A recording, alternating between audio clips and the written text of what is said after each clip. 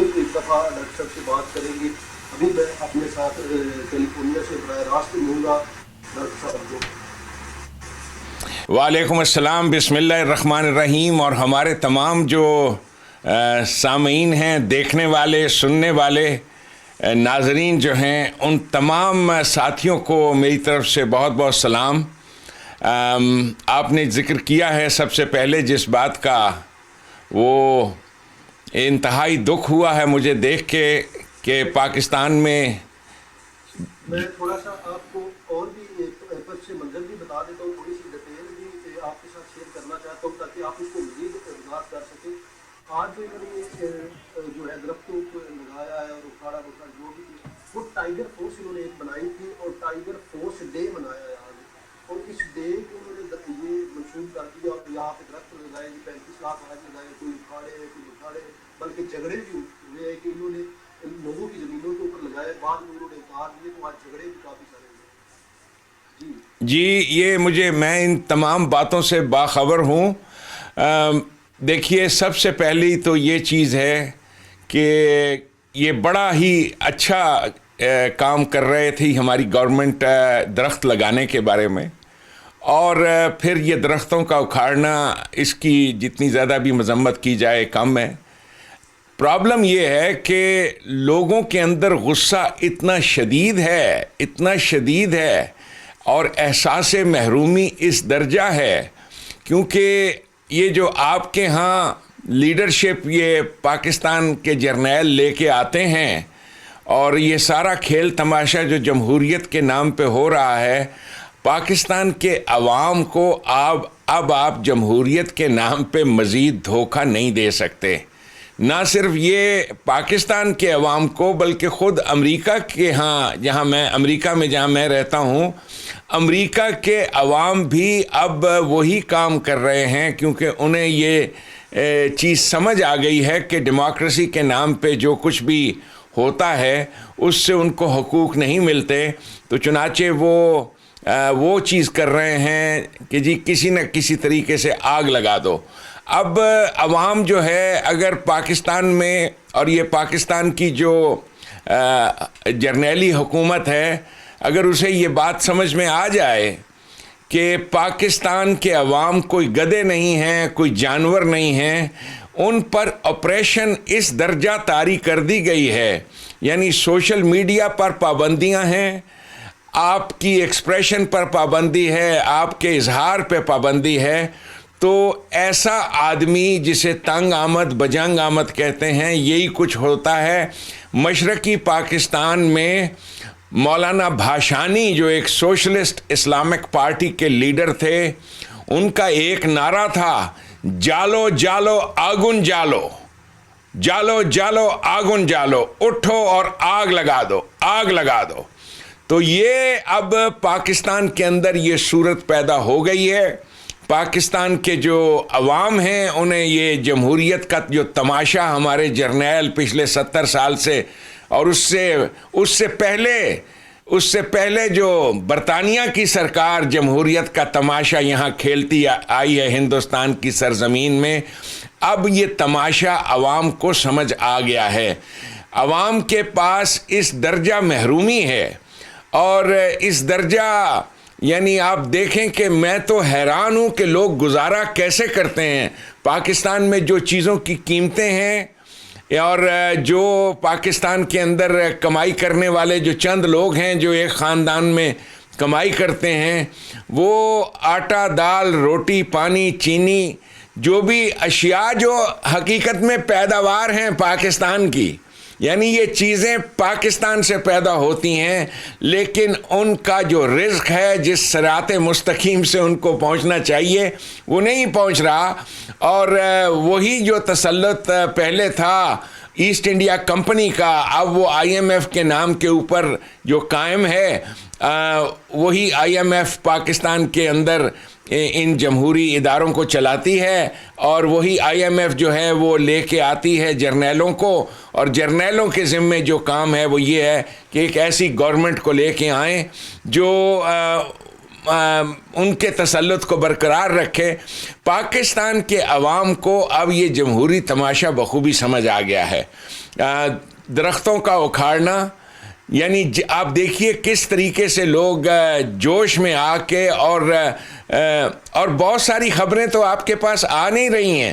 یعنی لوگ، میں نے یہ خبر بھی سنی ہے کہ کیلیں اٹھا کر بڑی بڑی شاہراہوں پہ وہ زمین پہ پھینک دیتے ہیں تاکہ لوگوں کے کاروں کے ٹائر پنکچر ہوں.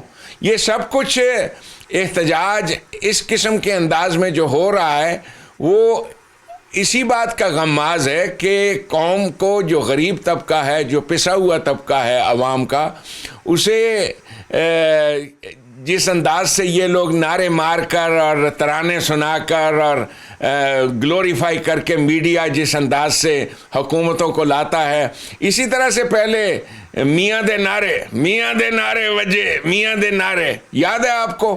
اسی طرح سے نواز شریف کو لائے تھے. اسی طرح سے وہ جو قرآن کریم میں اتنی زبردست، اتنی عظیم الشان گائیڈنس ہے کہ یہ اپنے ہاتھوں سے بتوں کو بناتے ہیں اور پھر عوام کو ان کی پرستش پہ لگا دیتے ہیں.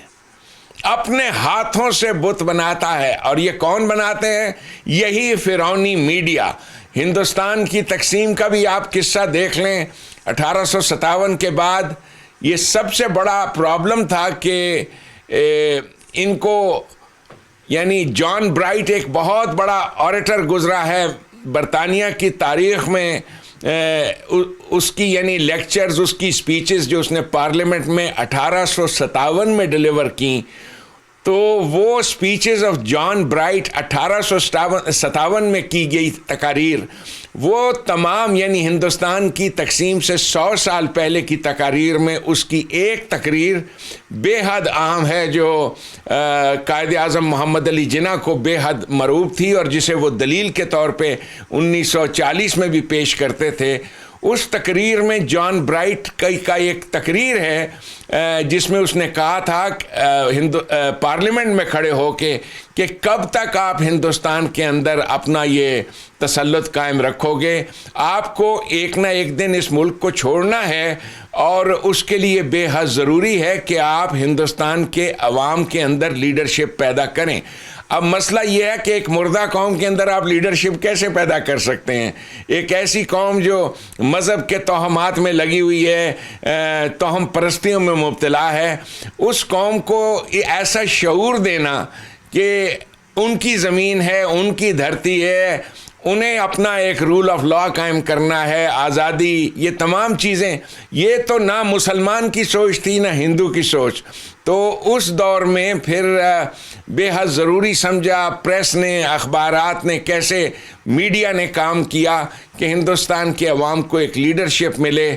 ہندوؤں کے لیے لیڈرشپ کا اہتمام کیا گیا، مسلمانوں کے لیے لیڈرشپ کا اہتمام کیا گیا، آرگنائز کیا گیا، اور یوں اس جمہوری تماشے کی ابتدا ہوئی. کیونکہ جو لیکونا، جو ایک بہت بڑی خلا جو پیدا ہو گئی تھی ہندوستان میں، ہندوستان کی سرزمین میں برطانیہ کے آنے سے اور پھر اس کے بعد برطانیہ کے جانے سے جو خلا پیدا ہو رہی تھی، تو وہی جو جمہوری تماشا ہے، اس جمہوری تماشے کو چلانے کے لیے اب ہمارے IMF والے کوشش کر رہے ہیں کہ کسی نہ کسی طریقے سے ان جرنیلوں کے ذریعے سے یہ جمہوری تماشا چلتا جائے. اب عوام کو یہ تماشا سمجھ میں آ گیا. آپ دیکھ لیجئے کہ 200 سال سے یہاں ہندوستان کی سرزمین میں کوئی ایسا ملٹری کمانڈر نہیں اٹھا جو واقعتاً انقلاب لا سکے، جنگ کر سکے تسلط کے خلاف. یہ جو لیڈرشپ کی بات کرتے ہیں ہمارے ہاں بہت لوگ کہ جی لیڈرشپ پیدا ہوئی اور ایسے قائدین اٹھے، یہ لیڈرشپ تو آرٹیفیشل چیز ہوتی ہے، میڈیا بناتا ہے. آپ کے سامنے عمران خان کی لیڈرشپ، نواز شریف کی لیڈرشپ، بھٹو کی لیڈرشپ، کتنے لوگ تھے جو سڑکوں پہ نکلے تھے کہ ذوالفقار علی بھٹو کو پھانسی نہ دو یا یہ کرو. یہ سب آپریشن، اس آپریشن میں جو آپ لوگ یعنی آپ اس آپریشن کو دیکھتے ہو، یہ جو آپریشن ہے اس آپریشن کے خلاف اب عوام اٹھ رہی ہے ان کو، اس لیے کہ یہ سارا دھندا لیڈرشپ کا جس میں ایک چند لوگوں کو تسلط میں لایا جاتا ہے. قرآن کریم میں جو ذکر ہے کہ فرعون جو ہے وہ پارٹیاں بناتا تھا اور ایک پارٹی کو اوپر لاتا ہے دوسری کو نیچے، اور اسی انداز سے وہ اپنا کھیل تماشا رچاتا ہے. قرآن کریم میں یعنی نبی پاک صلی اللہ علیہ وسلم کی انسائٹ دیکھیں انسانی پالیٹکس کے اوپر کہ کس خوبصورت انداز میں انہوں نے سمجھائی یہ بات کہ فرعون اپنا تسلط کیسے قائم کرتا ہے. حامان کے ذریعے سے، مذہبی پیشوا کے ذریعے سے. جو مذہبی پیشوا ہوتا ہے اس کے ذمے یہ کام ہوتا ہے عوام کو نمازوں روزوں اور ثواب کے چکروں میں مبتلا کیے رکھو تاکہ وہ جان نہ سکیں کہ ان کا مال جا کہاں رہا ہے. اور فرعون اس انداز سے اپنا تسلط قائم رکھتا ہے. حامان، قارون جو ہے وہ اس کا تو مشن ہے دولت جمع کرنا، لیکن یہ تینوں فرعون اور قارون اور حامان یہ تینوں طاقتیں ہیں جن کا قرآن کریم میں ذکر ہے. یہ تینوں مل جل کر عوام کا خون نچوڑتی ہیں تاکہ اللہ کا نظام قائم نہ ہو سکے. اللہ کا نظام جو آپ دیکھیے کہ امریکنز نے جو وار آف انڈیپینڈنس لڑی، جس کا میں بار بار ذکر کرتا ہوں، ایسی جنگ پاکستان میں لڑنی ہے پاکستان کے عوام کو. اور یہ اس طریقے سے درختوں کو اکھیڑنا یا آگ لگانا، اس سے کچھ نہیں ہوگا. انہیں حقیقی معنوں میں اپنی پیپلز لبریشن آرمی قائم کرنی ہے، عوام کی ایک فوج قائم کرنی ہے، اور اس انداز میں ان کو یہ آزادی بھی ملے گی جس آزادی کے لیے پاکستان کے عوام تڑپ رہے ہیں. اور یوم آزادی جو آ رہا ہے، یہ یوم آزادی اس بات کا پھر سے آپ کو یہ یقین ہو جائے گا کہ آزادی کے نام پہ آپ کو بیوقوف بنایا گیا. تو یہ چیزیں عوام کے شعور میں اور بھی زیادہ جاگزیں ہو گئی ہیں. یہ جو آپ نے تصویریں بھی دکھائیں، ویڈیو بھی بھیجا مجھے، اور پاکستان کے اندر یہ سرکولیٹ کر رہا ہے ویڈیو، کیسے لوگ درختوں کو جڑوں سے اکھیڑ رہے ہیں. انشاءاللہ تعالی عوام کے اندر جب شعور پیدا ہوگا وہ اس غلط نظام کو جڑوں سے اکھیڑیں گے اس غلط نظام کو. اور انشاءاللہ تعالی تب جا کر ایک نئے انداز میں اہل پاکستان، نہ صرف یہ کیونکہ پاکستان کی قوم یہ واحد قوم ہے جس کے پاس ایک آئیڈیالوجی موجود ہے، ایک آئیڈیالوجی نبی پاک صلی اللہ علیہ وسلم کی عطا کردہ آئیڈیالوجی. اور اس آئیڈیالوجی کو کیسے چھپایا گیا ہے اس نمازوں روزوں قربانیوں اور دمبوں کے چکر میں، کیسے ان لوگوں نے قرآن کریم کے غلط تراجم کیے ہیں. ان چیزوں کو میں واجگاف انداز میں پیش کرتا چلا آیا ہوں. یہ چیزیں پاکستان کے عوام کو سمجھنی ہے کہ کوئی بھی انقلاب درختوں کے اکھیڑنے سے نہیں آتا، آگ لگانے سے نہیں آتا، بلکہ باقاعدہ سے پیپلز لبریشن آرمی، عوام کی ایک فوج، حاکم الصلاۃ، اسی فوج کے کھڑا کرنے کا نام ہے. اسی چیز کے لیے بے حد ضروری ہے کہ پاکستان کے عوام میری تقاریر سنیں، اس لیے کہ میں انہیں وہ قیادت فراہم کرنا چاہتا ہوں، بلکہ کر رہا ہوں. اس وقت بھی جو 15-20 ہزار افراد جو میری تقریر سن رہے ہیں، باوجود اس کے کہ پاکستان کی جو ادارے ہیں پیمرا، انہوں نے 3-4 سال سے میری تقاریر پر پابندی لگا رکھی ہے، لیکن پاکستان کے عوام نے اور ہم نے مل جل کر جس انداز سے اس کا توڑ یعنی نکالا ہے، وہ اب عوام تک آواز پہنچ رہی ہے. ویب سائٹس میری بین کی گئیں. آپ دیکھیے یہ ساری جو آپریشن کے کھیل کھیلے ہیں، یعنی انسانی آواز کو دبانا، یہ آپریشن، اس کا رد عمل پھر کیا ہے؟ اب لوگ گھروں میں بیٹھے ہیں لیکن صبح و شام بیٹھ کر سوچ رہے ہیں کہ جڑ سے کیسے اکھیڑا جائے اس غلط نظام کو. اور وہ وقت آ رہا ہے عوام کے اندر، آپ سوشل میڈیا نے اتنا شعور پیدا کر دیا ہے کہ وہی پاکستان کا طبقہ، یہ یعنی آپ دیکھیے کہ یہ ویڈیو جس میں لوگ درخت کھیڑ رہے ہیں، اس پہ جو پاکستان کا جو آپ کا کھاتا پیتا طبقہ ہے، ایلیٹ طبقہ، وہ جو مزے سے کھا پی رہے ہیں، وہ وہی پیٹ سینٹنس بول رہے ہیں جو 50 سال پہلے بھی میں سنتا تھا کہ دیز بلڈی پاکستانیز جاہل قوم ہیں، دیکھو ان جاہلوں کو، یہ درخت کھیڑ رہے ہیں. پاکستان کے عوام جاہل نہیں ہیں. جاہل یہ لوگ ہیں جو یہ سمجھے بیٹھے ہیں کہ پاکستان کے عوام جاہل ہیں. وہ اپنا حق مانگتے ہیں اور کیا کریں. کتنے لاکھ پاکستانی بیرون ملکوں میں جا جا کے کام کرتے ہیں. کیا وہ جاہل ہیں؟ تو یہ جو ان کے اوپر لیبل لگا دیتے ہیں وہی لوگ جو خود اس میں سے اٹھ کے آئے ہیں. یعنی وہ جو تمام لوگ پاکستان کا کھاتا پیتا طبقہ کون ہے؟ وہی لوگ جنہوں نے بیرون ملک جا کر کچھ محنتیں مزدوریاں کیں, کچھ 4 پیسے کمائے. اب وہ اپنے آپ کو پاکستان کی اشرافیہ سمجھتے ہیں کہ اب ان کا تعلق پاکستان کے 22 خاندانوں سے ہو گیا ہے. اب وہ جو ہیں پاکستان کے اپر کلاس ہو گئے ہیں. یہ اپر کلاس سب سے پہلا جو طبقہ ہوتا ہے کسی بھی انقلاب میں, وہ یہ آپ کا نو دولتیہ طبقہ ہوتا ہے جس کے پاس نئے نئے 4 پیسے آ جاتے ہیں, اور وہ پھر پاکستان کے غریب عوام کو, جن میں سے وہ خود اٹھ کے آیا ہے. یعنی بہت سے لوگ جو اس وقت امریکہ میں ہیں بیٹھے ہوئے اور عیش کی زندگی گزار رہے ہیں, پاکستان سے نکل کے آئے ہوئے ہیں, یا بہت سے لوگ جو یورپ میں بیٹھے ہیں, وہ تمام ان ویڈیوز کو دیکھ کر جس میں لوگ درخت کھیڑ رہے ہیں, ان کو کہتے ہیں کہ دیکھو یہ جہالت دیکھو پاکستانیوں کی, یار کتنی جاہل قوم ہے, کتنی جاہل قوم ہے. اور دیکھو عمران خان کتنے اچھے کام کر رہا ہے. ان کو نہیں معلوم کہ اس غریب کے دل پہ کیا گزر رہی ہے. اور یہ جو آرٹیفیشل لیڈرشپ ہمارے اوپر باوا فوجی نے جو قائم کی ہے, جرنیلوں نے, اس آرٹیفیشل لیڈرشپ کا بھانڈا پھوٹ گیا ہے. اب عوام کو نظر آ گیا ہے کہ ان کو کیسے الیکشن اور جمہوریت کے نام پہ محروم کیا جاتا رہا ہے.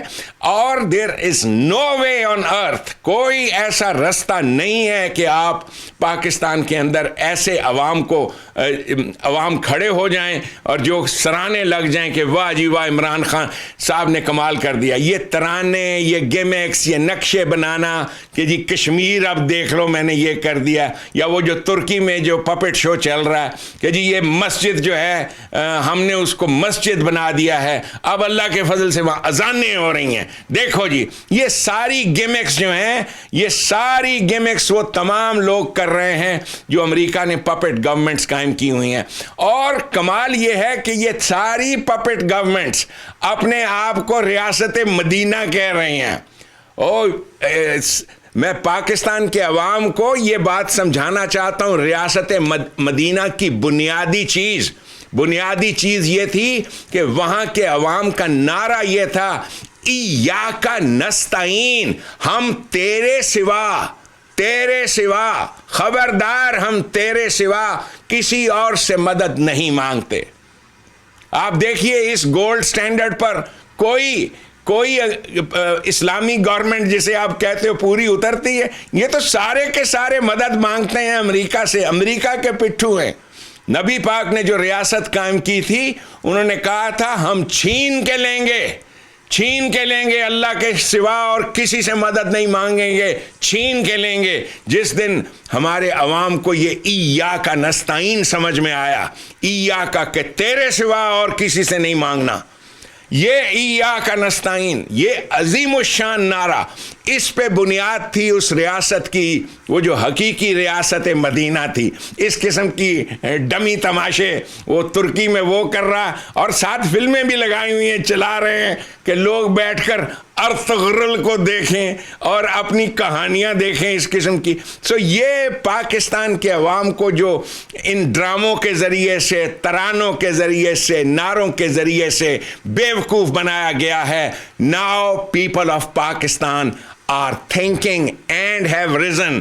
اور جس دن انہیں یہ بات سمجھ میں آئے گی کہ ان کے حقیقی غاصب جنہوں نے ان تک ان کا رزق پہنچنے نہیں دیا, وہ یہی ایسٹ انڈیا کمپنی کے ایجنٹس ہیں, آپ کے جرنیل ہیں, جو جی ایچ کیو میں بیٹھ کر ان تمام, جی ایچ کیو تو کیا ہے, یہ پاکستان کا الیکشن ادارہ ہے, یہ اگلی الیکشن پلان کر رہے ہیں, اور کہ آئندہ انتخابات میں کیا کرنا ہے, کس انداز سے عوام کو بیوقوف بنانا ہے, کون سا کرکٹ کا کھلاڑی اب لے کر آئیں, کیسے اس کے ماتھے پہ محراب لگانی ہے، کیسے اس کو مسجدوں میں کھڑا کرنا ہے، کیسے اس کے لیے مولوی اکٹھے کرنے ہیں جو ان کے لیے دعائیں مانگیں گے کہ دیکھیں تو صحیح یہ پاکستان کا کیسا محافظ اٹھ کے آیا ہے، ایک سے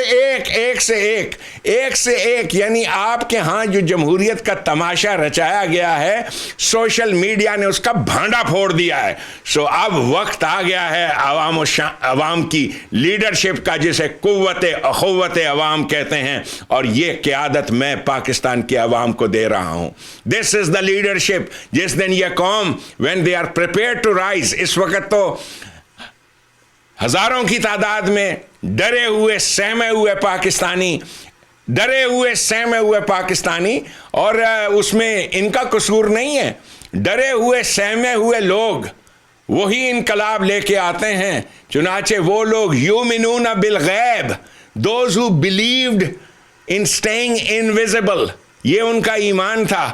انقلابی ہمیشہ انویزیبل رہنا چاہتے ہیں، تو وہ ہزاروں کی تعداد میں جو میرے ساتھ رابطہ قائم کیے ہوئے ہیں، انشاءاللہ تعالی وہ دن دور نہیں ہے جو پاکستان کے اندر وہ حقیقی انقلاب آئے گا، ایک ایسا انقلاب جس میں رزق کی مساوی تقسیم ہوگی، اور جس میں پاکستان کو نجات ملے گی ان لینڈ اونرز کے ساتھ جو الیکشنیں کرواتے ہیں اور پھر جا کر اسمبلیوں میں بیٹھتے ہیں اور دب تاڑیاں مارتے ہیں ایک دوسرے کے اوپر۔ اس ساری نان سینس کو پاکستان کے عوام سمجھ گئے ہیں۔ تو یہ ہے میرا جواب آپ کے اس سوال کا میرے بھائی۔ یہ درخت کو جو کھیڑ رہے ہیں انشاءاللہ تعالی اسی طاقت کے ساتھ اس غلط نظام کو جڑ سے اکھیڑیں گے انشاءاللہ تعالی پاکستان کے عوام۔ ڈاکٹر صاحب، آپ ہمیشہ یہ کہتے ہیں کہ جنرل جو ہوتا پاکستان کا اس کو امریکہ نامزد کرتا ہے، تو آج ہمارے ایک دوست نے سوال کیا وہ کیسے کرتا ہے، اس کا کیا تفصیل آپ کے پاس ہے کہ وہ کیسے کرتا ہے سلیکٹ؟ دیکھیے جی، پاکستان کے جو عوام ہیں انہیں یہ یقین نہیں آئے گا، یعنی ڈینائل کی حد ہے۔ ڈینائل کو کفر کہتے ہیں، یعنی کفر کہتے ہیں اس پردے کو جو انسان اپنی آنکھوں پہ خود انکانشیسلی ڈال لیتا ہے۔ پاکستان کے عوام کو اس بات کا یقین نہیں آتا کہ ان کی آرمی کا چیف اس کا تعین امریکہ کرتا ہے، وہ اس بات کو ماننے کو تیار نہیں ہیں۔ انہیں نہیں معلوم کہ پاکستان کا جو نیوکلیئر پروگرام ہے کس خفیہ انداز میں امریکہ نے اسے مینیپولیٹ کیا، اور امریکہ نے سیٹ اپ کیا یہ نیوکلیئر پروگرام۔ یہ چیزیں پاکستان کے عوام کے سامنے نہیں ہیں۔ پاکستان کے عوام کی حالت وہ ہے، میں آپ کو ایک مثال دیتا ہوں، جیسے وہ پیشہ کرنے والی عورت ہوتی ہے نا، تو وہ رات کو ڈھیر سارے بچے ہیں اس کے، لیکن وہ بچوں کو یہ نہیں بتاتی کہ رات کو اس کے پاس جو کسٹمر آتا ہے وہ کون ہے۔ وہ سب کہتے ہیں یہ تو ہمارا انکل ہے۔ وہ یہ نہیں جانتے اور نہ اس بات کو ماننا چاہتے ہیں کہ وہی ہے جو ہمیں پال رہا ہے۔ یہاں پر پاکستان کے عوام اس بات کو ماننے کو تیار نہیں ہے، ویسے ہی جیسے وہ عورت اس بات کو چھپاتی ہے، عوام تک نہیں، اپنے بچوں کو یہ بات نہیں بتاتی کہ یہ جو انکل آتے ہیں یہ کون ہیں، یہ انکل جنہوں نے اتنی بڑی بڑی ایمبیسیاں قائم کی ہوئی ہیں پاکستان میں، یہ انکل کون ہیں۔ تو یہ جو پاکستان کے عوام یہ خود جسے کفر کہتے ہیں اپنی آنکھوں پہ پردہ ڈالنا چاہتے ہیں اس چیز پہ۔ امریکہ ہی پاکستان کی گورنمنٹس قائم کرتا ہے، اور ایسا کیوں نہ کرے، اس لیے کہ پاکستان کے عوام ان کو حقیقی زندگی کے ساتھ کوئی واسطہ نہیں۔ ابھی کچھ دنوں بعد ابھی محرم شروع ہوگا، یہ لوگ ماتم کرنا شروع کر دیں گے، اور بیٹھ کر کن چیزوں کا رونا روئیں گے؟ وہ جو کربلا میں ہو گیا تھا ایسے دھاڑے مار مار کے، یعنی جو اس عہد میں ان کے ساتھ ہو رہا ہے اس کی طرف یہ قوم نہیں دیکھتی۔ آپ دیکھتے ہو کیسے ان کو مذہب کے نام پہ چکر میں رکھا گیا ہے۔ تو یہ قوم اس انداز سے سوچنے والی قوم امریکہ پھر ان پر تسلط قائم نہ کرے تو کیا کرے؟ تو اب پاکستان کے عوام یہ سارے مذہب کے جو تماشے ڈھکوسلے کیے گئے، جیسے ہندوستان کے لوگوں کو یہ بات کثیر تعداد میں سمجھ آ گئی کہ دھرم کے نام کے اوپر کیسے انہیں بیوقوف بنایا گیا، اسی طرح سے پاکستان کے عوام بھی، یعنی انہیں لگایا ہوا کہ آپ زنجیریں مارو، ماتم کرو، ثواب ہوگا، اس سے پہلے روزے رکھو، جت اللہ تعالیٰ کو بہت خوشی ہوتی ہے دیکھ کر روزے دار کے منہ کی بو کو۔ اس قسم کے ڈھکوسلے جو تھے پاکستان کے عوام کو سمجھ آ گئی ہے کہ نہ اللہ تعالیٰ یہ چاہتا ہے کہ لوگ دمبے ذبح کریں یا قربانیاں کریں یا پتھر کے گرد چکر لگائیں۔ پاکستان کے عوام کو یہ سارے ڈھکوسلے سمجھ میں آ گئے، جس انداز سے یہ پاکستان کے اس پڑھے لکھے طبقے نے جو ڈرامے کیے تھے کہ دیکھیں جی یہ خانہ کعبہ جو ہے یہ مرکز ہے اور اس کے ارد گرد اگر طواف ختم ہو جائے گا تو سورج جو ہے وہ گھومنا بند کر دے گا وغیرہ وغیرہ، یہ سارے ڈھکوسلے اب ان کا پردہ چاک ہو گیا ہے۔ تو پاکستان کے عوام کے بت خود بخود ٹوٹ گئے ہیں۔ اب تنگ آمد بجنگ آمد، اب جو لوگ کہہ رہے ہیں، میں پھر سے دوہرا رہا ہوں اس بات کو کہ یہ جو لوگ کہتے ہیں کہ جی یہ آپ بات کس وثوق کے ساتھ کہتے ہو کہ جی پاکستان کی آرمی کا چیف جو ہے وہ امریکہ بناتا ہے، آرمی کے چیف سے کیوں نہیں پوچھتے؟ اس سے کیوں نہیں پوچھتے؟ Why don't you ask him؟ وہ جو مر گئے ہیں باقی کے آرمی کے چیف وہ تو بولتے ہیں نا یہ بات، تو یہ آج تک کوئی آرمی کا چیف بولتا ہے کہ جی میری روزگار کا تعین کس نے کیا تھا، میں کون تھا، کیسے تھا؟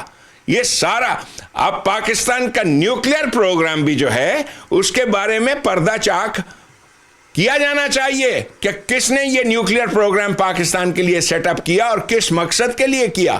تو یہ سارا کا سارا جو کھیل امریکنز کا ہے، جو بدقسمتی سے پاکستان اسے حب الوطنی کا کارنامہ سمجھ رہے ہیں۔ پاکستانی کا تو کمال یہ ہے نا کہ اسے حب الوطنی کے اور اسلام کے اس بت پر ایسا یعنی اس کا بلیدان دیا جاتا ہے پیٹریٹزم کے نام پہ، اسلام کے نام پہ۔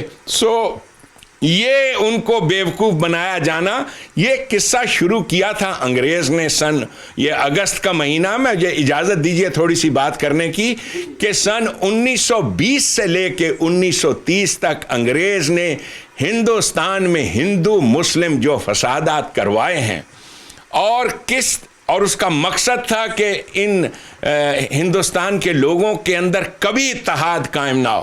ہندوستان کے ہندو اور مسلم یہ کوئی کل تو پیدا نہیں ہوئے، سال سے یہ لوگ اکٹھے رہ رہے ہیں۔ ہاں کبھی کبھار یہ تھوڑا بہت لڑائی جھگڑا دیہاتوں میں دنگا فساد ہو جاتا تھا۔ یہ اس جھگڑے کو انگریز نے کیسے پروان چڑھایا، یعنی مذہب اور پھر مذہب کے نام کے اوپر جو ڈھکوسلے تھے۔ تو جو تحریکیں تھیں، جو روشن تحریکیں تھیں، جیسے ربندر ناتھ ٹیگور کی روشن ترین تحریک تھی ہندوستان کی، تو اس تحریک کو ابھرنے نہیں دیا۔ اس تحریک کو جو اتحاد کی تھی، محبت کی تھی، اور اس کی جگہ مذہب کے نام کے اوپر جو فسادات تھے ان کو انگریز نے خوب ابھارا، اور آج تک وہ یہی تماشا کیے چلے آ رہے ہیں۔ پاکستان کی عوام کو یہ بات اب سمجھ آ گئی ہے۔ یہ چیز، اس بات میں میرے بھائیوں ہرگز شک مت رکھو، پاکستان کا آرمی کا چیف، اور یہ جسے آپ اسٹیبلشمنٹ کہتے ہو، یا اس کو آپ کوئی اور مقدس نام دے دو، کوئی اور مقدس نام دے دو، تو یہ ساری کی ساری اسٹیبلشمنٹ امریکنز نے، نیٹو نے یہ پلان کی تھی 1940 میں، اور کس طریقے سے ہندوستان میں یہ کھیل ویل رچائے گئے، آج تک اس پر عمل درآمد ہو رہا ہے۔ پاکستانی آپ بدقسمتی سے آزاد نہیں ہو۔ سمجھو کہ یہ الیکشنوں کے نام پہ یہ جو ڈھکوسلا اور ڈرامہ ہوتا ہے، یہ سارا کا سارا آرگنائزڈ کھیل ہے، اور مجھ سے بڑھ کر کون جان سکتا ہے اس بات کو؟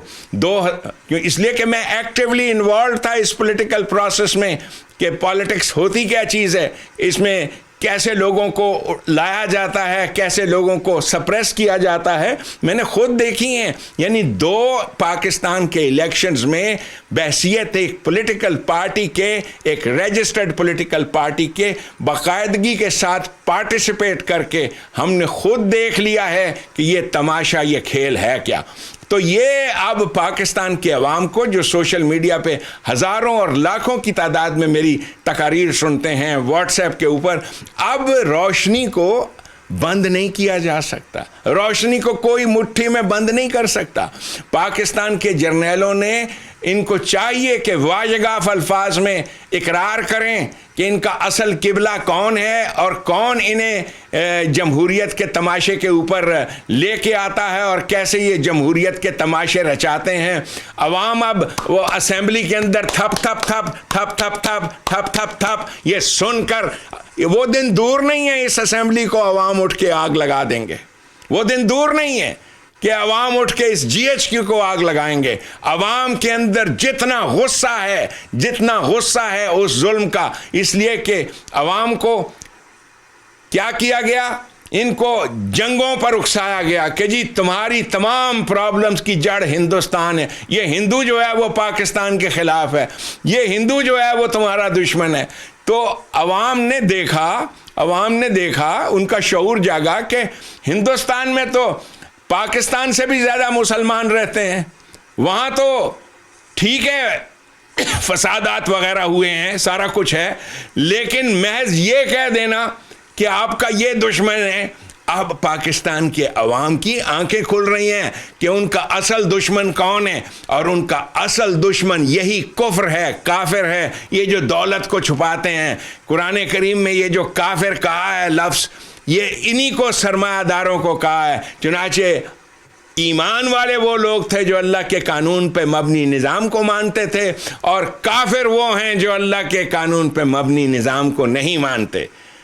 तो इतना क्लियर अंदाज में कुरान करीम ने इस बात को पेश किया है, पाकिस्तान के अवाम को ये बात अब समझ आ गई है। और इन तकारीर में, इसमें जिसमें मेरी तकारीर भी शामिल हैं, और लोगों ने और भी बहुत सारी तकारीर शेयर की हैं, ख़ास तौर पे अल्लामा ग़ुलाम अहमद परवेज़ की जो पुरानी रिकॉर्डिंग्स हैं, जो इसी बात का प्रचार करते थे।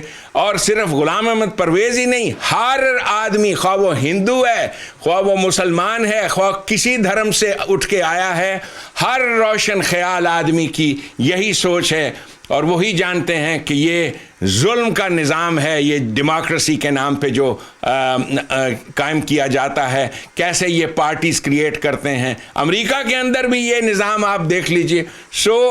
खुद अमेरिका की इस्टेब्लिशमेंट किस तरीके से अमेरिका के सदर को लेके आती है, वो भी आपके सामने है। अभी नवंबर में आपकी आंखों के सामने आएगा ये ड्रामा, ये खेल आपके सामने होगा। नवंबर में अमेरिका में इलेक्शंस हो रहे हैं, तो ये ड्रामा जमहूरियत का जो तमाशा है पाकिस्तान के अंदर, ये जमहूरियत का तमाशा, इस खटपुतली, इसको रचाने के लिए, इस ड्रामे को करने के लिए पाकिस्तान की आर्मी के चीफ को चुना जाता है। और सिर्फ पाकिस्तान ही नहीं, दुनिया भर की सो कॉल्ड, जिनको आप डेमोक्रेसीज कहते हैं, अमेरिका इन्हें इसी अंदाज से लाता है, खड़ा करता है, मैनिपुलेट करता है, और तमाम इलेक्शंस के प्रोसेसेस को मैनिपुलेट करता है।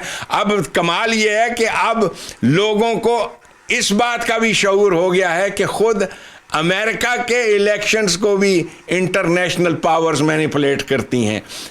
अभी अमेरिका के अंदर शोर मचाया हुआ है लोगों ने कि चाइना क्या मुदाखलत कर रहा है। यानी चाइना जो है वो ट्रंप का कट्टर तरीन मुखालिफ है, और वो फाइनेंस कर रहा है उन तमाम चीज़ों को जो एंटी ट्रंप हैं। और दूसरी जानिब रशिया जो है ये ट्रंप के फेवर में है, और ये तमाम चीज़ें अब मंजर आम पे आ रही हैं कि कैसे ये जमहूरियत के तमाशे खेले जाते हैं। पाकिस्तान के अवाम को یہ بات جاننی ہے ایک قائد اعظم وہ نبی اکرم صلی اللہ علیہ وسلم کی ذات ہے, اس کے علاوہ کوئی دوسرا قائد اعظم نہیں ہے. They need to understand that. انہیں ہر دفعہ مختلف بت کھڑے کر کے دیے جاتے ہیں. یہ کاغذی بت ہیں سارے, یہ کاغذی بت ہیں جنہیں امریکہ نے, نیٹو نے قائم کیا تھا آپ کے لیے, اور پھر آپ ان کی پرستش کرتے چلے جا رہے ہو. نوٹوں پر تصویریں چھپی ہوئی ہیں اور یہ سارا کچھ, یہ ساری چیزیں حقیقت کیا تھی, کیسے ان کو کھڑا کیا گیا, عوام کو سمجھ آ گئی ہے یہ بات. یعنی آج پاکستان کے اندر وہ ایک آدمی نے عدالت کے اندر گولی مار دی کسی کو, ٹھیک ہے جی. اب وہ آدمی کیا بن گیا, غازی علم دین. غازی. اب آپ سوچیں کہ غازی علم دین کی کہانی کیا ہے کہ آپ سے ایک اور بھی اس میں وضاحت لینا چاہ رہا تھا. یہ جو مرڈر پشاور میں ہوا ہے عدالت کے اندر, تو پاکستان میں قانون موجود ہے, گستاخ جو اس طرح یہ کرتا ہے تو اس میں قانون بھی موجود ہے. حالانکہ 70 سال میں بہت سے کیسز آئے, لیکن ان کا فیصلہ جو ہے اس کی جو بھی فیصلے عدالتوں نے دیے بڑی گواہ جو ہے ان کو. تو ختم نبوت کا جو ہے آپ سے سلم نے تو ہمیشہ اپنے دشمن کو بھی معاف کیا تھا, کہ وہ کیسے قتل کی جو ہے وہ ان کو پتھر مارے گئے تھے. یہ جسے گستاخ لفظ کہتے ہیں صدام, یہ ایک اتنی وائڈ ٹرم ہے کہ ہر وہ آدمی جو عمران خان کے خلاف بولتا ہے گستاخ ہے, ہر وہ آدمی جو نواز شریف کے خلاف بولتا تھا گستاخ ہے. یہ گستاخ یہ ٹرم ایجاد کی تھی ضیاء الحق صاحب نے کوڑے مارنے کے لیے, کیونکہ وہ ان کو یہ یقین تھا کہ پاکستان کی قوم اب دوبارہ کبھی فوجی ڈکٹیٹر کو نہیں مانے گی. اور صورتحال بھی یہ تھی, سانحہ مشرقی پاکستان کے بعد لوگ ان جرنیلوں پر تھوکتے تھے. تو اس کے بعد پھر یہ جو جرنیلی تسلط پاکستان پہ قائم کیا گیا, اس کے لیے ایسے قوانین کا وضع کرنا کہ عوام میں سے کوئی بھی باہر نہ نکلے, اس میں یہ گستاخ رسول کا قانون بنایا گیا. اور پھر ختم نبوت, کہ ختم نبوت کو نہیں مانتا گولی مار دو. اور ختم نبوت کو کسی نے ڈیفائن ہی نہیں کیا, اس کو تو علیحدہ رکھیں. نبوت یہ کیا چیز ہے؟ یہ جو ہمارے ہاں انہوں نے تصور بنایا ہوا ہے, پیش کرتے چلے جا رہے ہیں, کس درجہ کہ اللہ تعالیٰ کے ایک ایسا آدمی قائم کیا, آخری بھیجا تھا, اس کے بعد نہ تو کوئی لیڈرشپ آئے گی نہ کچھ. یہ عقیدے کیسے وضع کیے ایرانیوں نے کہ ان کے ہاں سے دوبارہ کبھی لیڈرشپ عربوں کے ہاں سے نہ اٹھے. یہ ساری چیزیں آپ کے سامنے ہیں. تو پاکستان کے جو عوام ہیں وہ ان چیزوں کو سمجھ رہے ہیں, دیکھ رہے ہیں, کویسچن کر رہے ہیں کہ یار یہ ختم نبوت آخر چیز کیا ہے. اس لیے کہ ختم نبوت کے نام پر جس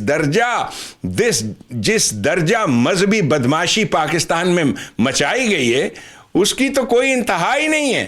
اور آپ کسی انسان کے پیچھے پڑ جائیں اور اس کے اوپر وہ الزامات لگا دیں کفر کے, مرتد کے, اور تو میرے پر بھی لگایا اخبار والے نے, اور اتنے بڑے بڑے پوسٹر, امریکہ میں ایک اور مرتد پکڑا گیا, ایک اور مرتد پیدا ہو گیا. یعنی ہر وہ شخص جو اس پاکستان کے اس غلط نظام کو, اس جرنیلی تسلط کو, نیٹو کے اس غلط نظام کو, ان کے قائم کردہ اس تسلط کو, اس کے خلاف بولتا ہے, چیلنج کرتا ہے. یہ سارے کے سارے اس کے خلاف, اس لیے کہ میڈیا ان کے پاس ہے, چینلز ان کے پاس ہیں, ایوری تھنگ ان کے پاس, ہر چیز ہے. تو یہ فٹافٹ اس کے خلاف یہ پروپیگنڈا شروع کر دیتے ہیں, اور عوام تو سنتی بھی نہیں ہے. آپ دیکھ لیجیے صدام کے ابھی کچھ عرصہ پہلے پاکستان کے ایک بہت بڑے چینل نے یعنی میرے خلاف جو پروپیگنڈا کیا, اس میں میری فیملی, میرے گھر کی عورتوں کی تصویریں لگائیں کہ امریکہ میں ایک آدمی ہے جو قرآن کے غلط ترجمے کر رہا ہے, یہ کر رہا ہے. حالانکہ میں نے جتنی بھی قرآن کریم کی ٹرانسلیشنز پیش کی ہیں, جو تراجم پیش کی ہیں, ساتھ سامنے لغات رکھی ہیں, اور میں نے لغات کی تصویر بھی ساتھ کھینچی ہے کہ دیکھیے یہ لفظ تھا, اس لفظ کا یہ مطلب تھا, اور یہ ہمارے ہاں عرب ملوکیت نے کیسے ان الفاظ کو توڑا مروڑا ہے جو 1000 سال سے ہمارے اوپر مسلط ہے. تو یہ کسی بھی انسان کے خلاف جب یہ دہشت پھیلانا چاہتے ہیں, اس چیز کو, اور نبی پاک صلی اللہ علیہ وسلم اس سے خود گزرے تھے. یوسوس فی صدور الناس, وسپرنگ کمپین چلاؤ اس آدمی کے خلاف, وسوسہ پڑ جائے. یوسوس فی صدور الناس, کہ جو بھی آدمی ہے سننے والا اس انقلابی کی آواز نہ سنے, اور اس کے خلاف یہ وسپرنگ کمپین چلاؤ. تو یہ ختم نبوت اور یہ سارا جو کچھ آپ کے سامنے ہے, یہ ختم نبوت اور اس کے بارے میں جو صحیح الفاظ ہیں, نبی کسے کہتے ہیں, یہ تو میری ایک تقریر کی مار ہے, لیکن میری تقریروں پر پابندی لگائی ہوئی ہے. یہ میری تقریریں عوام تک پہنچنے نہیں دیتے. آج آپ کے اس پروگرام کی وساطت سے میں آپ کو بتا دینا چاہتا ہوں کہ قرآن کریم میں جن نبیون کا ذکر ہے, نبیوں کا, یہ کون لوگ تھے؟ یہ کوئی پروں والے لوگ نہیں تھے. بشرم مثلکم, آپ جیسے اور میرے جیسے انسان تھے. تو کیا تھی ان کے اندر خوبی؟ وہ ملٹری کمانڈرز تھے. یہ ہے وہ چیز جو آپ کے سامنے نہیں لائی گئی. سیدنا ابراہیم علیہ السلام ملٹری کمانڈر تھے, اور جتنے تمام لوگ جنہیں ہم انبیاء کرام کہتے ہیں وہ ملٹری کمانڈرز تھے, جس میں ہمارے نبی پاک صلی اللہ علیہ وسلم 95 ملٹری ایکسپیڈیشنز, 95 جنگیں لڑی ہیں ملٹری ایکسپیڈیشنز 10 سال کے عرصے میں. یعنی اس حساب سے اگر 10 سال کو آپ ڈیوائیڈ کریں 95 سے, تو ہر 1.5 مہینے کے بعد, ہر 1.5 مہینے کے بعد ایک جنگ, ہر 1.5 مہینے کے بعد محمد عربی صلی اللہ علیہ وسلم پہ ایک جنگ مسلط ہوئی. اور یہ جنگیں کیوں مسلط ہوتی تھیں اور اس میں یہ کیوں کامیاب ہوتے تھے؟ اس لیے کہ آقم الصلاۃ, اٹھو اور جنگ کرو. اور کیا بیسک فنڈامنٹل آئیڈیالوجی کیا تھی؟ ایاک نستعین, ہم تیرے علاوہ اور کسی سے نہیں مانگتے.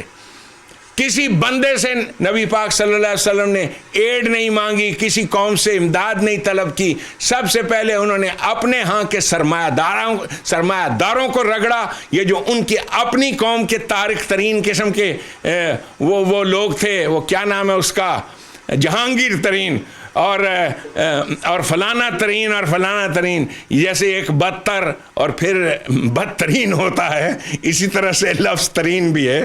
تو یعنی یہ جہانگیر ترین صاحب اور یہ اتنے جو سرمایہ دار ہیں, نبی پاک صلی اللہ علیہ وسلم نے سب سے پہلے ان کے اوپر حملے کیے تھے. اور جو خزانوں کے مالک بن کے بیٹھے تھے, شاہ محمود قریشی ٹائپ. اور یہ آپ کے ہاں یہ جو ساری کی ساری آپ کی جو کلاس ہے, یہ جو اس وقت تالیاں بجا رہی ہے, ہمارا عمران خان, ہمارا عمران خان, یہ عوام جب اٹھیں گے اور ان کو جیسے یہ درخت غصے کے ساتھ اکھیڑ رہے ہیں, اسی طریقے سے ان کو ان کے گھروں سے نکالیں گے, ان کو دھکے مار کے نکالیں گے ان کے گھروں سے. تو یہ سارا کچھ انقلاب آئے گا. نبی پاک صلی اللہ علیہ وسلم اس انداز سے انقلاب لائے تھے. تو یہ ہمارے اوپر یہ جو اپریشن ہے اس کے خلاف عوام اٹھ رہے ہیں, عوام بول رہے ہیں. اور اس چیز کے لیے بنیادی چیز سمجھنا پاکستانیوں کے لیے یہ ہے کہ خدا کے واسطے یہ جمہوریت کی لعنت سے نکلو.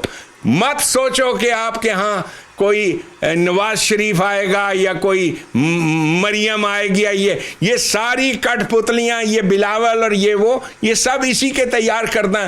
اور خود آپ عمران خان صاحب کو دیکھیے جہاں تک اس کی عمران خان کی سنسیئرٹی آف پرپس کا تعلق ہے, اس میں کسی انسان کو شک نہیں ہونا چاہیے. انتہائی شدت کے ساتھ وہ پاکستان کو اس کرپشن سے پاک کرنا چاہتا ہے, لیکن کیا وجہ ہے کیوں نہیں کر پاتا؟ اور ہر بار وہی ریکارڈ تقریر کا بج رہا ہے کہ جی یہ لوگ ملک سے باہر دولت لے گئے. یعنی ابھی تو آپ کے پاس 2 سال تھے, اتنے عرصے میں آپ نے جو لوگ دولت باہر لے گئے تھے, تو پاکستان میں تو ان 2 سالوں میں بہت دولت پیدا ہوئی ہوگی. آپ نے کیا کیا ہے؟ تو وہ ساری کی ساری وہی باتیں, وہی ریکارڈ گھوم کر عوام تنگ آ گئے ہیں کہ he is incapable of doing اینی تھنگ. کیا تو کچھ بھی نہیں ہے, اور مہنگائی اتنی ہو گئی. تو عمران خان کا یہ بالکل کمال ضرور ہے کہ اس نے پاکستان کی عوام کو جگایا, اس نے اور اس کو پلیٹ فارم دیا. پلیٹ فارم کس نے فراہم کیا؟ وہی جو کرتے چلے آئے ہیں، وہی جنہوں نے پہلے نواز شریف کو پلیٹ فارم دیا تھے، اس کو کرسیاں بنا کر دی تھیں، اس کو اسٹیج لگا کے دیے تھے۔ آپ دیکھتے چلے آئیے یہ جمہوریت کا تماشا، اور اس کے پیچھے جو آپ کے جرنیل اور ان فوجیوں کو استعمال کیا جاتا ہے کہ آپ نے جا کے اسٹیج بنانے ہیں، آپ نے اسٹیج لگانے ہیں، آپ نے تقریریں کرنی ہیں، یہ سارا کا سارا کاغذی کھیل اب عوام جو ہے اس سے نکل گئے ہیں۔ اب عوام حقیقی انقلاب کے لیے تیار ہیں، وہ انقلاب جسے آسمان کی آنکھ نے ایک بار دیکھا ہے، اسی انقلاب کو اثر نو لانے کے لیے میں اسر الاسلام سلطان پاکستان کی حیثیت سے آپ میں سے ایک کامنر، ایک آپ جیسا انسان اٹھا ہوں۔ تو ان چیزوں کو جانیے اور سمجھیے کہ یہ انقلاب، آپ دیکھیں کہ آپ کے سامنے عدالت میں ایک آدمی کو مار دیا، what could Imran Khan do? وہ تو ایک بیان بھی نہیں دے سکتا، بول بھی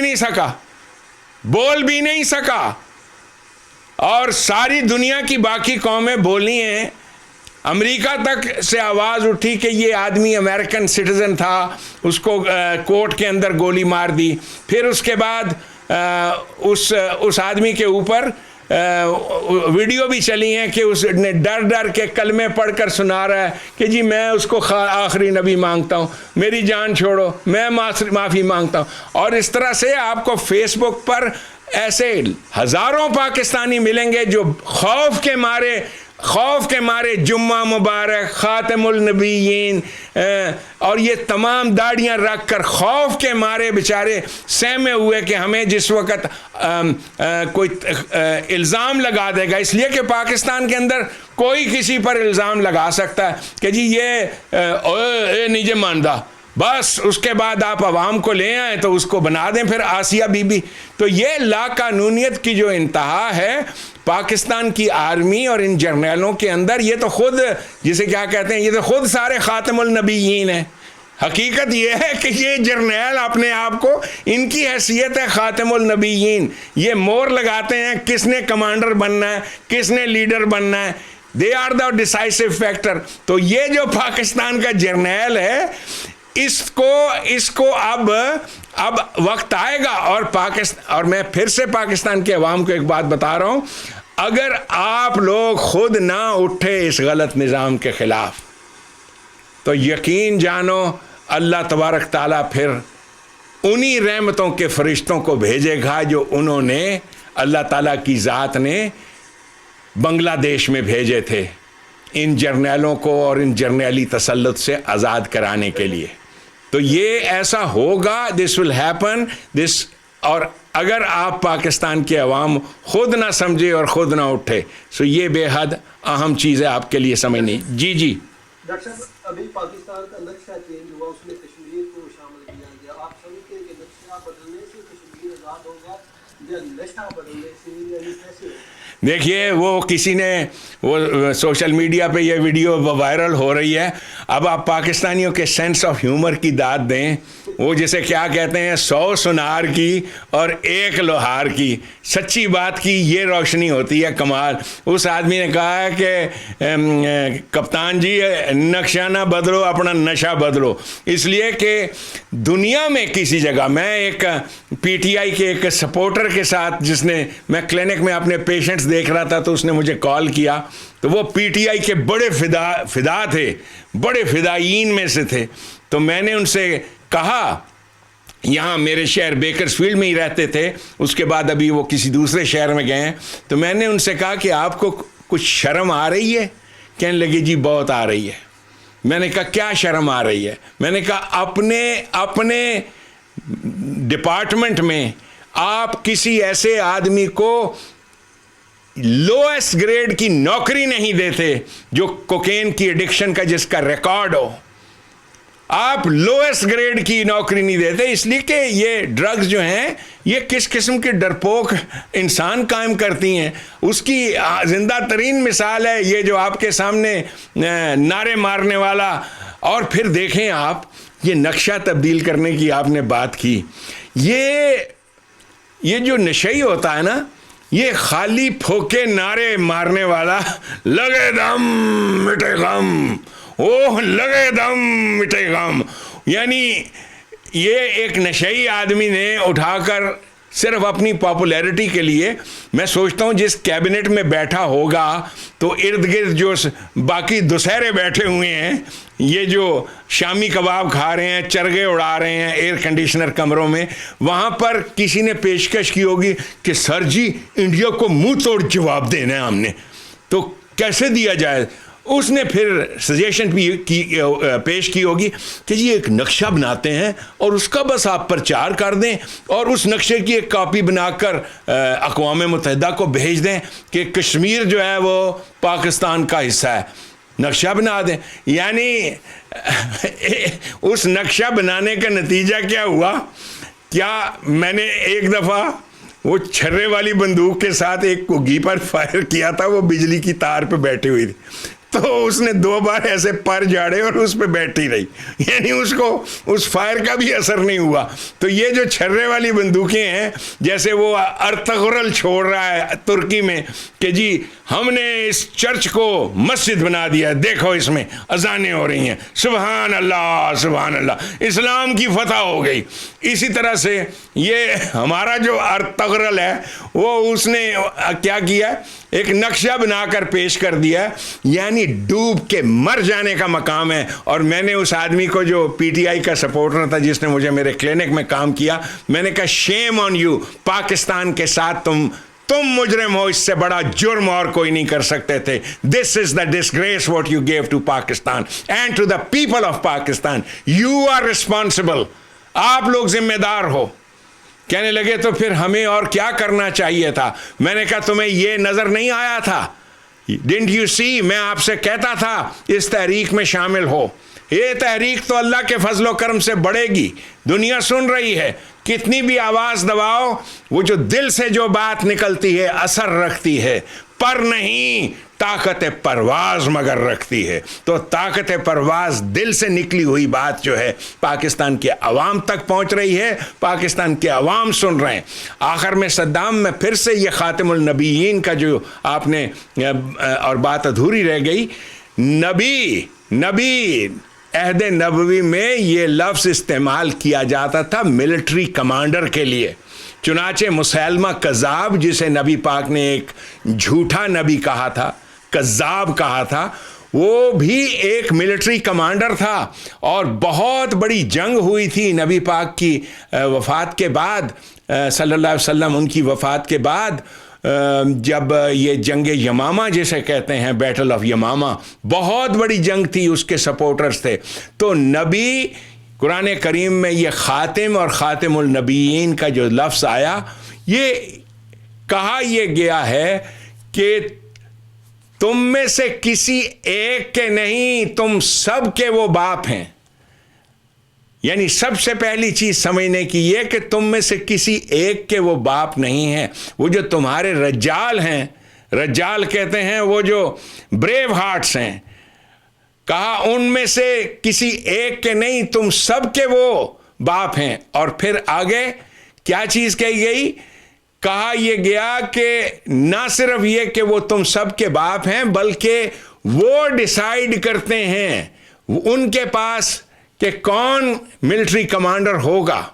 تو خاتم، مہر لگانے والا، وہ جو سرٹیفکیٹ دیتا ہے اس بات کا کہ یہ ملٹری کمانڈرز ہوں گے۔ آپ سوچیں نا کہ نبی پاک صلی اللہ علیہ وسلم نے کتنے ملٹری کمانڈرز کو قائم کیا، تو وہ اتنی بڑی تو سرزمین تھی، وہ لوگوں کے پاس تو تصور نہیں ہے۔ جو آج کے عہد کا اسرائیل ہے، اس سے کئی گنا بڑی یہ زمین تھی جو نبی پاک صلی اللہ علیہ وسلم نے جسے ریاست قائم کی، جسے مسجد الحرام لفظ استعمال کیا ہے قرآن نے۔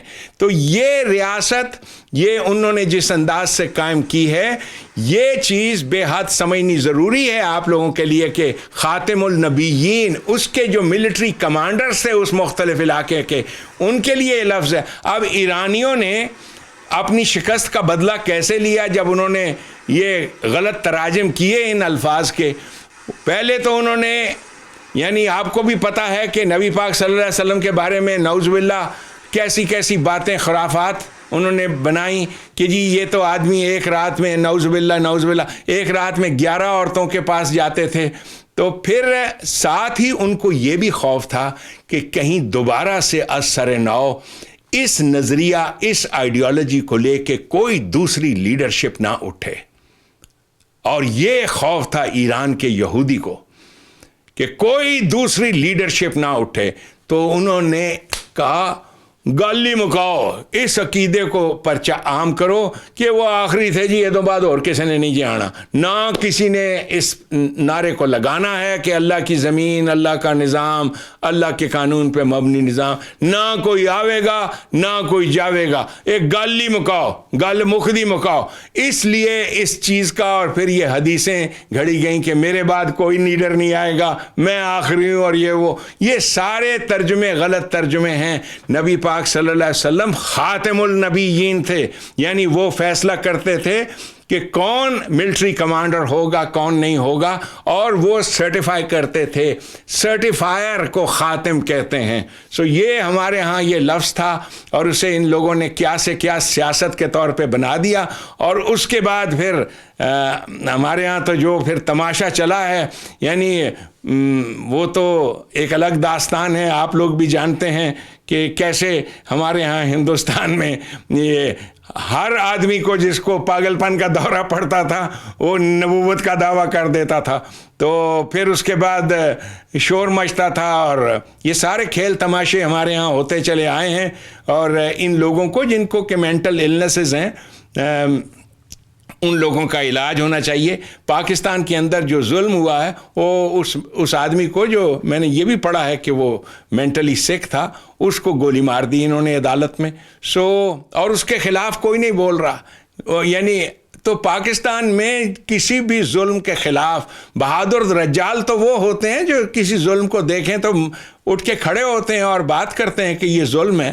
لیکن پاکستان کے اندر کسی ظلم کے خلاف کوئی نہیں بولتا, اس لیے کہ سیاست کے تقاضے یہ ہیں. یعنی غازی علم دین کا مقدمہ وہ قائد اعظم نے لڑا تھا. واہ جی واہ, واہ جی واہ, ساری دنیا میں شور مچ گیا. ینگ بیرسٹر فرام بامبے, اس وقت قائد اعظم کو قائد اعظم کوئی نہیں کہتا تھا, محمد علی جناح نام تھا.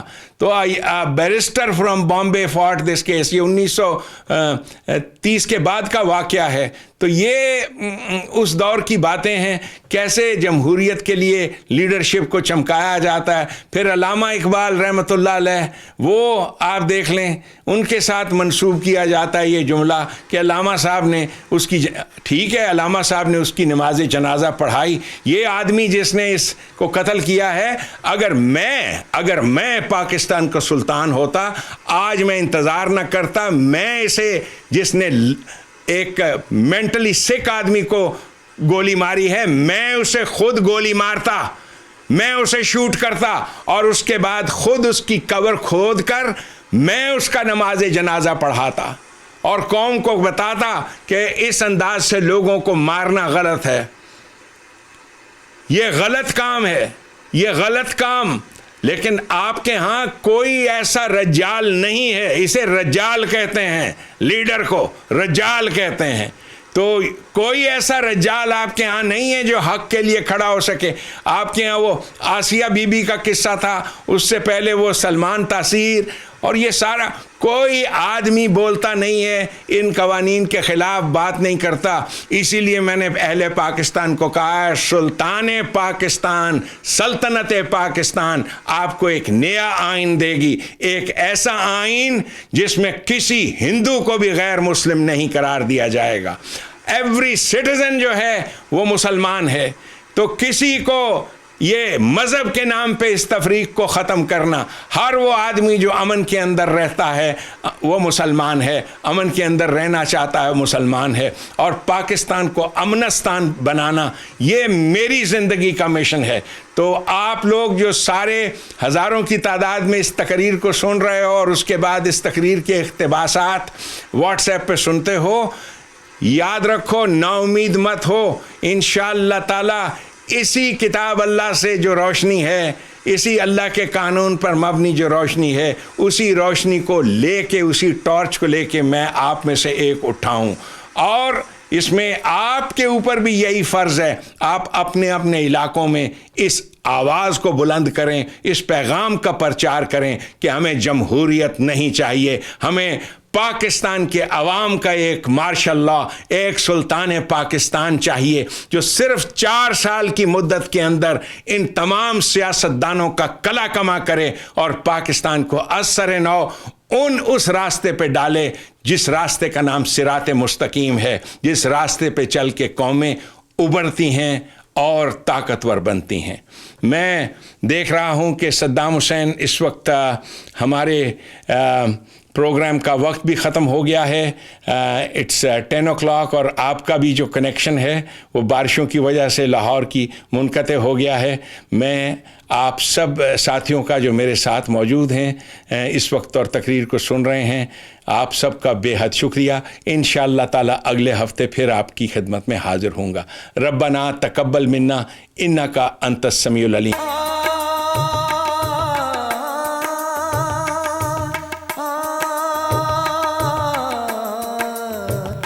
تیری آرزو ہے جو انقلاب، میرے ساتھ چل، میرے ساتھ چل۔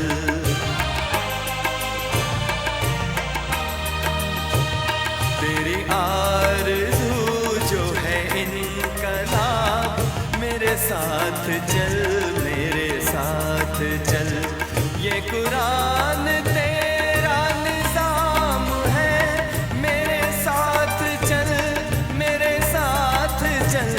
یہ قرآن تیرا نظام ہے، میرے ساتھ چل، میرے ساتھ چل، میرے ساتھ چل۔ تیری آرزو جو ہے انقلاب، میرے ساتھ چل، میرے ساتھ چل۔